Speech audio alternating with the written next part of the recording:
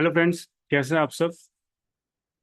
जैसे कि हमने पहले पार्ट में देखा कि हम सीक्वल सर्वर को कैसे सेटअप कर सकते हैं, और हमने इंस्टॉल कर लिया था सीक्वल सर्वर मैनेजमेंट स्टूडियो। जैसे कि मैंने बताया, अगर आपको क्लियर नहीं है तो आप प्रीवियस वीडियो में जाके देख सकते हो। ठीक है, वहाँ पे मैंने एक लिंक भी प्रोवाइड की हुई है, उस लिंक के थ्रू आप इंस्टॉल कर सकते हो। आप पार्ट 1 देख के प्रोसीड कर सकते हो। आफ्टर दैट हम बिल्कुल स्टार्ट करने वाले हैं जो अपना टेक्निकल टर्म है सीक्वल सर्वर मैनेजमेंट स्टूडियो का। जो इंपॉर्टेंट 4 से 5 कमांड जो हम देते हैं एसक्यूएल के अंदर, उसके बारे में हम इस वीडियो में जानेंगे। ठीक है, तो स्टार्ट करते हैं। Types of command in SQL. ठीक है, तो सबसे पहले जो कमांड इसमें आता है वो उसको हम क्या बोलते हैं, डेटा डेफिनेशन लैंग्वेज। तो क्या होता है कि जैसे कमांड्स इसमें होते हैं, मॉडिफाई, मैनेज करना है डेटाबेस को। ये कमांड्स जैसे क्रिएट हो गया, एल्टर हो गया, ड्रॉप हो गया, ट्रंकेट हो गया। ठीक है, तो जैसे कि हम देखिए, पहला कमांड जो है वो है अपना क्रिएट। तो क्रिएट क्या करता है, create a new database object like a table. जैसे हमको क्या होता है कि हमको एक टेबल क्रिएट करना हो स्क्रैच से। ठीक है, तो उसके लिए हम क्या कमांड यूज करते हैं, क्रिएट। और इसका जो सिंटेक्स होता है वो ये होता है कि जैसे क्रिएट टेबल एम्प्लॉयज, उसके बाद हम उसको डिफाइन करेंगे क्या है वो, आईडी है, उसका डेटा टाइप क्या है, नेम है, ठीक है, उसका डेटा टाइप क्या है। तो ये सब चीज़ें हम सारी और डिटेल में करके देखेंगे, बट हम यहाँ पे एक ओवरऑल एक आइडिया ले रहे हैं। ओके, कि कमांड्स क्या होते हैं। इसमें जो नेक्स्ट है कमांड, डिटेल कमांड के अंदर, वो होता है एल्टर। एल्टर क्या करता है, बेसिकली ये करता है, मॉडिफाई करता है जो भी हमारा एग्जिस्टिंग ऑब्जेक्ट है, उसको अगर हमको मॉडिफाई करना है तो उसके लिए हम एल्टर कमांड को यूज करते हैं। जैसे हमारे पास में एक टेबल है, ठीक है, उसको हमको क्या करना है, उस टेबल के अंदर हमको कुछ मैनिपुलेशन करने हैं, कुछ चेंजेस करने हैं, तो उसके लिए हम यूज करते हैं एल्टर कमांड। जैसे हम यहाँ पे एग्जाम्पल में जो क्वेरी लिखी गई है, ठीक है, एल्टर टेबल एम्प्लॉयज। ठीक है, ऐड कर रहे हैं हम कॉलम एज, जो कि इसका डेटा टाइप क्या है, इंटीजर। तो मान के चलो कि जैसे हमारे पास में एक एग्जिस्टिंग टेबल था, कुछ टेबल हमको कोई एक नया कॉलम ऐड करना है। ठीक है, तो कॉलम का जो नाम होगा वो होगा जैसे एज मान लो, एंड उसका डेटा टाइप हमको डिफाइन करना होता है। तो किस तरह का डेटा जो है स्टोर कर सकता है, उसको हम क्या बोलते हैं, उसका डेटा टाइप। तो एज हो गया कॉलम का नाम, और इंटीजर हो गया टाइप ऑफ डेटा। तो इंटीजर डेटा हम उसमें कॉलम में स्टोर कर सकते हैं। जो नेक्स्ट कमांड है हमारे पास में वो है ड्रॉप। तो बेसिकली ड्रॉप क्या करता है, ये करता है डिलीट करता है डेटाबेस ऑब्जेक्ट्स लाइक टेबल और यूज।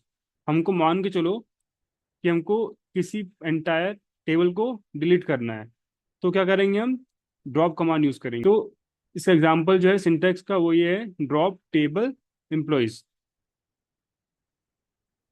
फाइन, सो नाउ ये सारी चीजें जो हैं, हम एक मैंने बताया जैसे ओवरऑल एक आइडिया ले रहे हैं, इसके बाद में हम जाके इसको प्रैक्टिकली करेंगे। ठीक है, प्रैक्टिकली करने से पहले हमको थोड़ी इन्फॉर्मेशन होनी चाहिए कि भाई हमको कौन सी कमांड यूज करनी है, किस लिए यूज करनी है। इसलिए हम यहाँ पे एक ओवरव्यू ले रहे हैं इस वीडियो के अंदर।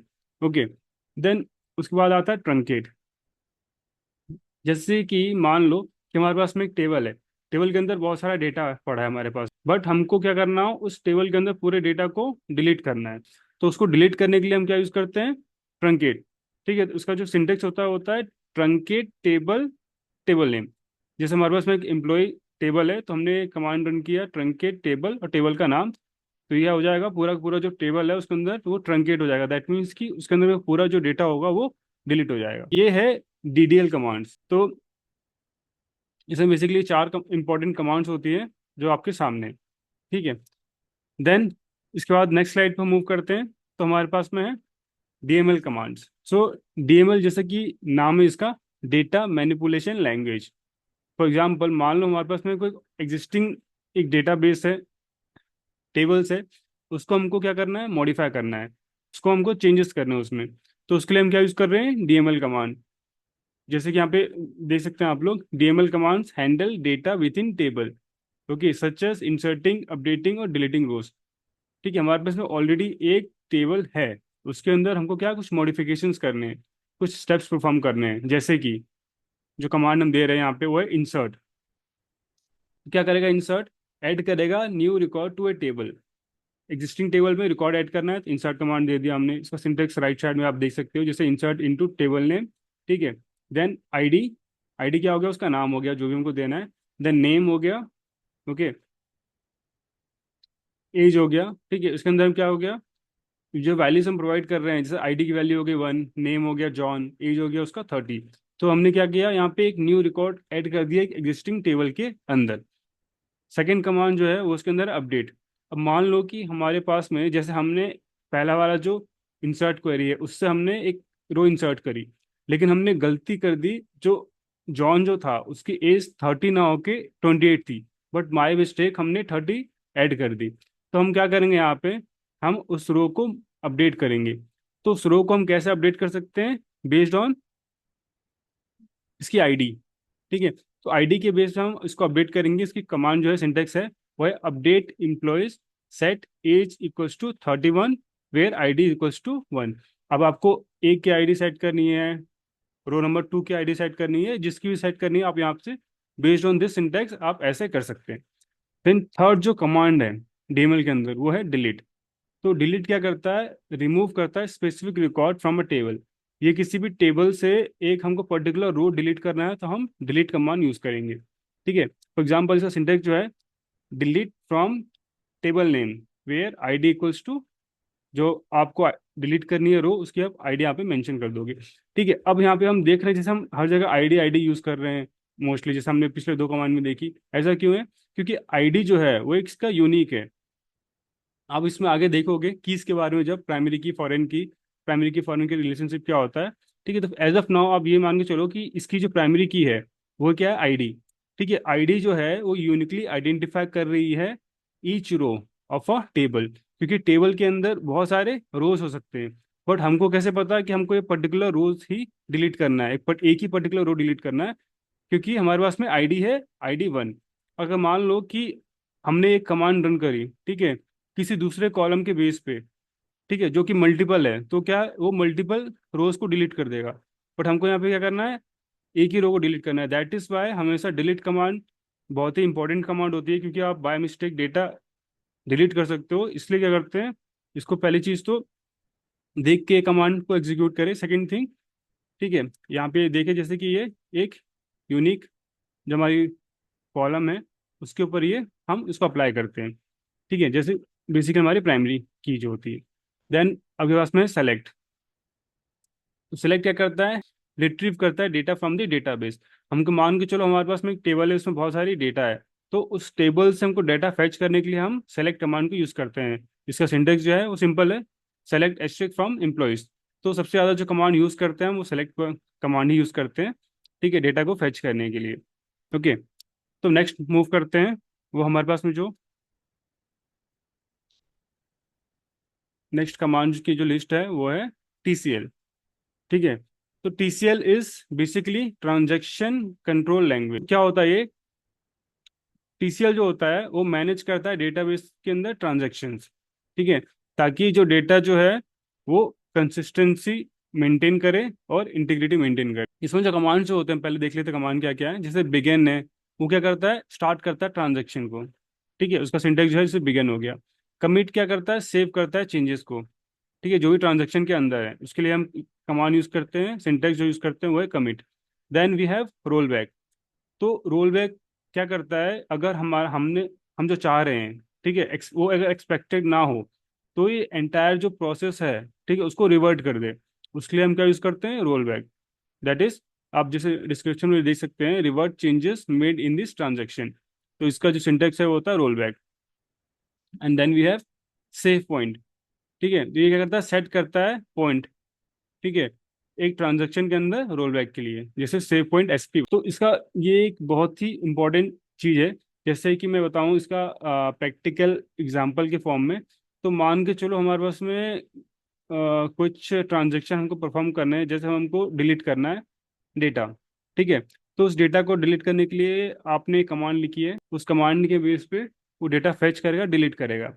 But in the case, right, in the case कि आपने जो कमांड लिखी है वो कुछ डेटा के लिए चली, ठीक है, उसके बाद में क्या हुआ, वो कुछ इशू आया, कुछ डेटा में एरर आया मान के चलो, और वो उसके लिए एग्जीक्यूट नहीं हुई, उसके नीचे वाली उसके बाद वाले जो रोज के लिए। तो क्या करेगा ये, जिसके लिए पहले जो कमांड थी वो सक्सेस हुई थी ट्रांजेक्शन के अंदर, उसको भी क्या कर देगा, ये रिवर्ट कर देगा। जैसे हमारे पास में जैसे कि एक्सेल फाइल में होता है ना अंडू का ऑप्शन। ठीक है, कि भाई इसको हमको चेंजेस पसंद नहीं आया तो हम उसको अंडू कर देते हैं। इन द सेम वे, अब ऐसा क्यों चाहिए हमको, क्योंकि इससे क्या होता है, जो डेटा के अंदर इंटीग्रिटी होती है वो बनी रहती है। फॉर एग्जाम्पल, आप मान के चलो कि 60 रोज थे, आपको डिलीट करने थे, ठीक है। आपने ट्रांजेक्शन अगर लगाया है, ठीक है, तो क्या होगा, मान लो स्टार्टिंग के 10 रो एग्जीक्यूट हो गए, ठीक है, फिर इशू आया, ठीक है। तो इशू आया तो 60 में से 10 एग्जीक्यूट हो गए, 50 जो है वो नहीं हो पाएंगे, मान के चलो, ठीक है। तो पहले के 10 तो हो गए, ठीक है। तो अब क्या होगा, नेक्स्ट टाइम जब आप परफॉर्म करने वाले हो तो आपको 50 पे परफॉर्म करना पड़ेगा। तो क्या होगा, जैसे ही इसमें कोई इशू आता है 10 के बाद में, अगर इशू आया तो ये 10 के लिए जो हुआ था ट्रांजेक्शन सक्सेस, वो क्या कर देगा, उसको रिवर्ट कर देगा, ठीक है, आपको एरर दे देगा। आप उसमें हम ऐसा लॉजिक लिखते हैं कि वो एरर दे देगा कि भाई यहाँ पे क्या हो गया, इशू आया, जिससे कि क्या हो गया, ट्रांजेक्शन जो हो गया वो रोल बैक हो गया। तो ये बहुत ही इंपॉर्टेंट चीज़ है, जबकि हमको लाइक बल्क में हमको डेटा को डिलीट करना हो, इंसर्ट करना हो, तो हम बेसिकली ये सब यूज़ कर सकते हैं, कमांड, ठीक है। देन अगर हम नेक्स्ट देखें, then we have this DCL। So DCL क्या होता है, DCL डेटा कंट्रोल लैंग्वेज, ठीक है। तो ये क्या करता है, ये कंट्रोल करता है यूजर एक्सेस और permission to the database object. जैसे कि मान के चलो यहाँ पे जो कमांड है वो है ग्रांट एंड रिवोक। तो ग्रांट क्या करता है, give specific permission to user, ठीक है। तो जो भी यूजर है भाई, यूजर मान के चलो कि अलग अलग लेवल के यूजर हो सकते हैं। किसी कंपनी में एम्प्लॉयज हैं, ठीक है, मैनेजर है, देन जनरल मैनेजर है, देन उसका CEO है। तो सबके पास में अलग अलग लेवल का एक्सेस होगा, वर्कर्स होंगे, उनके पास जो एक्सेस होगा वो अलग होगा। तो क्या सबके एक्सेस सेव नहीं हो सकते, राइट। और हमारे पास में कुछ फंक्शनैलिटी होती है जो कि यूजर लेवल के बेस पे होता है, ठीक है। तो उन्हीं यूजर लेवल को वो परमिशन मिलनी चाहिए, तो इसके लिए हम क्या यूज करते हैं, परमिशन सेट करते हैं कि भाई हाँ, इस पर्सन को ये परमिशन देना है। तो उसका एग्जांपल जैसे हम देखिए, जैसे grant select insert on employees to user 1। तो इसका एक सिंटेक्स है, ठीक है, हम इसको आगे देखेंगे करके कि हम कैसे परमिशन देते हैं यूजर को। उसका जस्ट उल्टा, ग्रांट का उल्टा हो गया रिवोक। तो remove specific permission from user.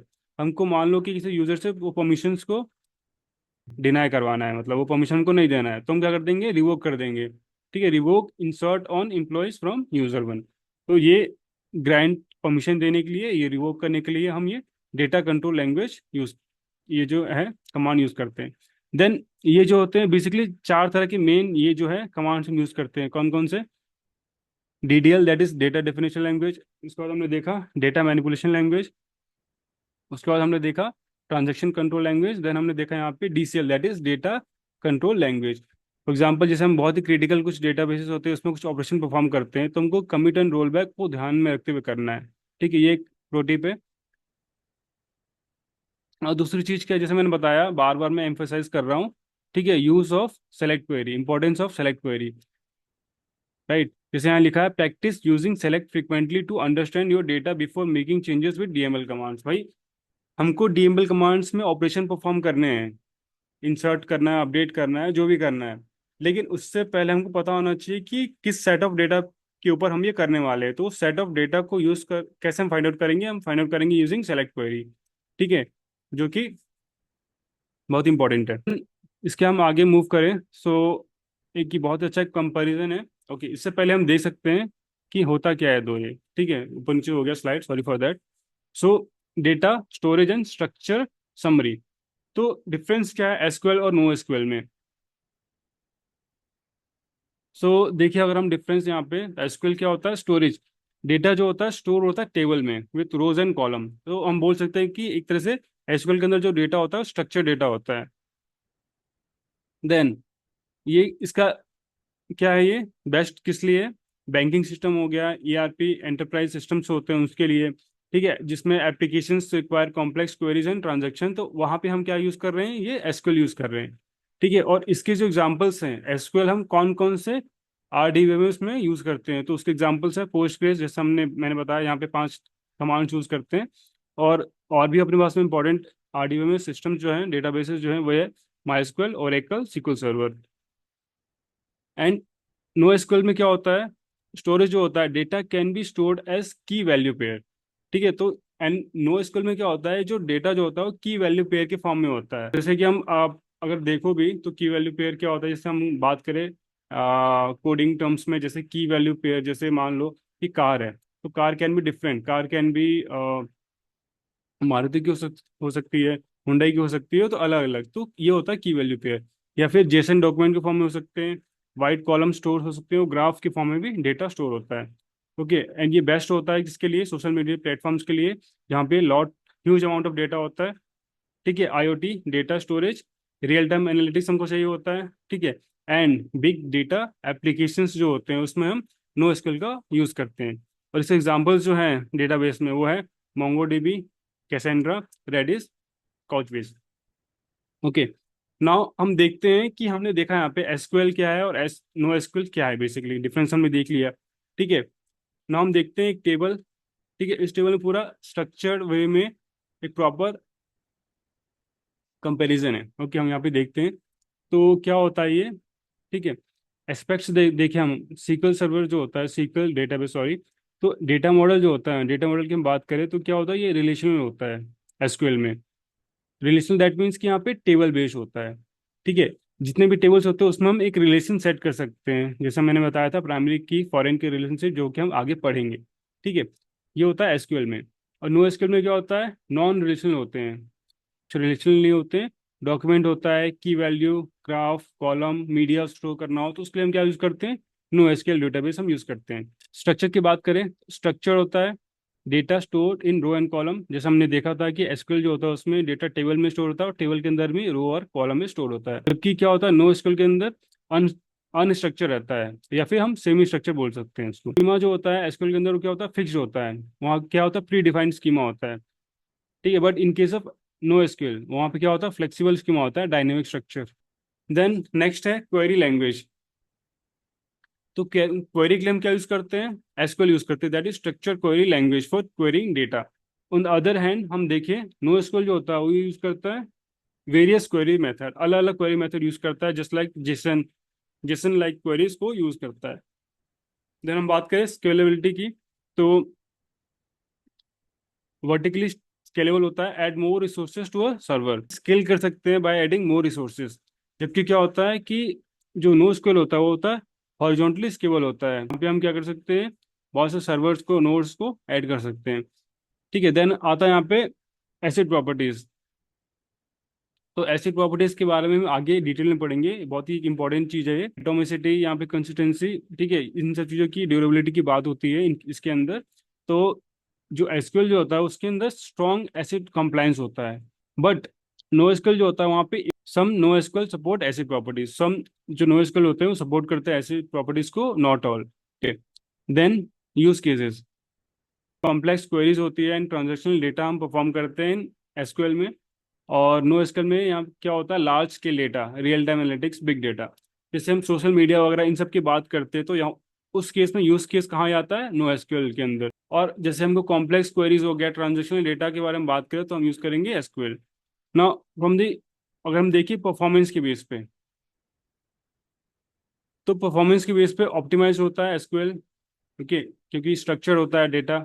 Okay, and इसमें हम कॉम्प्लेक्स क्वेरीज यूज करते हैं। एंड नो एसक्यूएल के अंदर क्या होता है, optimise for large volumes and fast read write. ठीक है, फास्ट रीड राइट करने के लिए हम यूज करते हैं नो एसक्यूएल, और लार्ज वॉल्यूम ऑफ डेटा होता है उसके अंदर। देन हम देखेंगे रिलेशनशिप्स। तो जैसे मैंने बताया था कि सपोर्ट करता है एसक्यूएल, क्या सपोर्ट करता है, support table relationships using foreign keys relationship. Okay, जबकि क्या होता है, नो एसक्यूएल जो होता है store data without pre defined relationship, तो बिना किसी प्री डिफाइंड रिलेशनशिप के डेटा स्टोर होता है किसके अंदर, नो एसक्यूएल डेटाबेस के अंदर। देन हम बात करेंगे डेटा इंटीग्रिटी की। तो एसक्यूएल जो डेटाबेसेस होते हैं वो इंश्योर करते हैं high data integrity and consistency. जबकि जो नो एसक्यूएल जो होता है वो क्या करता है, वो प्रायोरिटी देता है किसको, स्केलेबिलिटी को एंड स्पीड। हमको, क्योंकि देखो सोशल मीडिया पे हम वर्क कर रहे हैं, भाई कोई यूजर है सोशल मीडिया को यूज कर रहा है तो वो वेट नहीं करेगा। ठीक है, वहां पे क्या मैटर करता है, स्पीड मैटर करती है, कि एक पेज जैसे स्क्रॉल किया, नेक्स्ट पेज पे कंटेंट आना चाहिए, राइट। सो वहाँ पे स्पीड मैटर करती है एंड स्केलेबिलिटी मैटर करती है। ठीक है, how fast you are going to change the things, right, scalable होना चाहिए। ठीक है, जबकि क्या होता है कि एसक्यूएल जो होता है उसका प्राइमरी जो इंपॉर्टेंस होता है वो होता है डेटा को इंटीग्रिटी मेंटेन करना और कंसिस्टेंसी मेंटेन करना। ट्रांजेक्शन्स की बात करें तो ट्रांजेक्शन्स जो होते हैं एसक्यूएल में वो मल्टी रो ट्रांजेक्शन्स को परफॉर्म सपोर्ट करता है।